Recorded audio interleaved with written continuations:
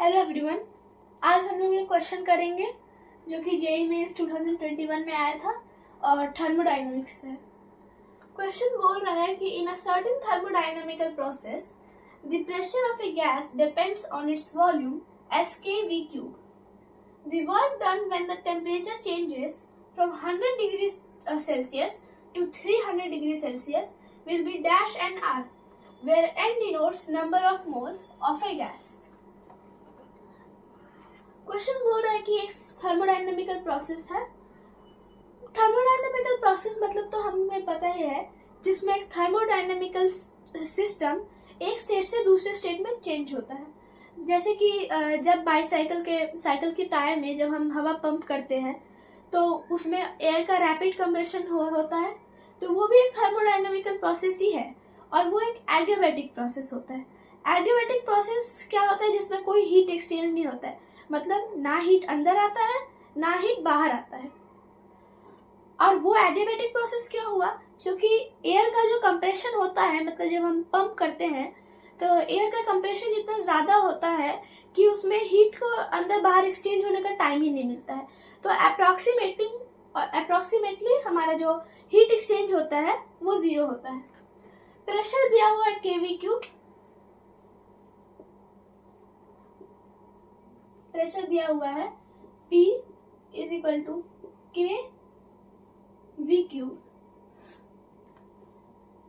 अच्छा, अब हमें पता है कि जो गैस का स्टैंडर्ड इक्वेशन होता है वो होता है PV is equal to N R T. इस केस में हम n तो नंबर ऑफ मोल्स दिया हुआ है तो हम n ही लेंगे। तो PV इज इक्वल टू हमारा होता है nRT। PV is equal to nRT।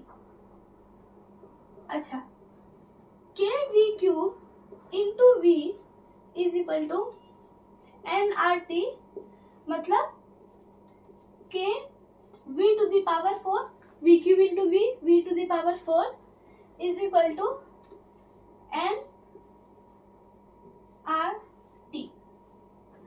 हम दोनों तरफ डिफरेंशिएशन कर देते हैं t के रिस्पेक्ट में, तो हमारे पास आता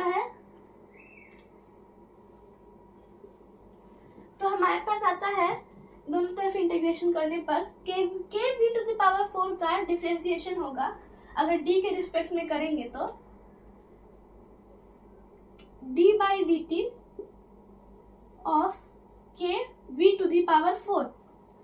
अच्छा, पहले तो हमारे पास dv बाई डी टी, पहले तो हमारे पास k बाहर आ जाएगा क्योंकि k कांस्टेंट है, तो k इंटू v का डिफरेंस, पहले v 4 पीछे आ जाएगा, 4 into V to the power cube, v cube 4 minus 1, V to the power n minus 1 होता है, तो 4 माइनस 1 हमारे पास 3 हो जाएगा, into dv by D T. तो हमारे पास इसका मतलब डिफरेंशिएशन होता है 4 के we cube dv by D T.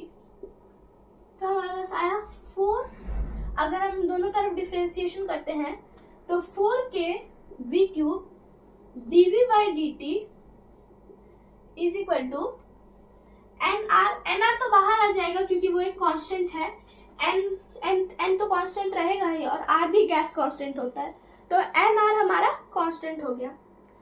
और t का डिफरेंशिएशन हमारे पास t के रिस्पेक्ट में t का डिफरेंशिएशन 1 होगा, तो हमारे पास आएगा nr इंटू 1। dt को इस तरफ ले जाते हैं तो हमारे पास आएगा 4 के we cube dv is equal to nr dt। अच्छा, हमने शुरू में देखा था कि p इज इक्वल टू के वी क्यूब होता है, तो यहाँ पे जो हमारे पास के वी क्यूब आया है उसके जगह पे हम p लिख सकते हैं और 4 को इस तरफ ले आते हैं तो हमारे पास आता है p dv is equal to nr dt by 4। अब हम यहाँ पे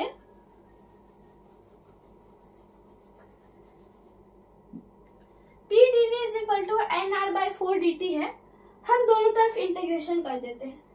तो integration PdV is equal to integration NR/4 dt। अब हमें पता है कि जो इंटीग्रेशन PdV होता है वो होता है वर्क का फॉर्मूला होता है इंटीग्रेशन PdV। तो हम इसके जगह वर्क लिख देते हैं, W is equal to NR/4 बाहर आ जाएगा क्योंकि वो कांस्टेंट है, और यहाँ पे हमारे पास आएगा dt का इंटीग्रेशन। हमारे पास यहाँ पे दिया है temperature changes from 100 degree Celsius to 300 degree Celsius. 300 degree Celsius को जब हम केल्विन में कन्वर्ट करते हैं तो हमारे पास आता है 573 केल्विन, और 100 डिग्री को जब चेंज करते हैं तो हमारे पास आता है 373 केल्विन। 273 प्लस करते हैं तो ये फाइनल टेम्परेचर है 573 और इनिशियल टेम्परेचर है 373। तो इसका हमारे पास आएगा W is equal to NR/4 into T2 minus T1। NR/4 into T2 है हमारा 573 और T1 है हमारा 373।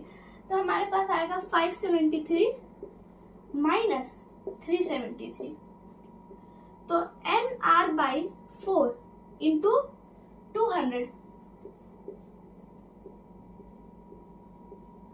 तो यानी फाइनली हमारे पास आएगा इसका आंसर 50 NR। तो हम क्वेश्चन बोल रहा है कि the work done will be dash NR। तो NR तो हमारे पास ऑलरेडी आ गया, तो बचा क्या 50। तो मतलब कि इस क्वेश्चन का आंसर है 50।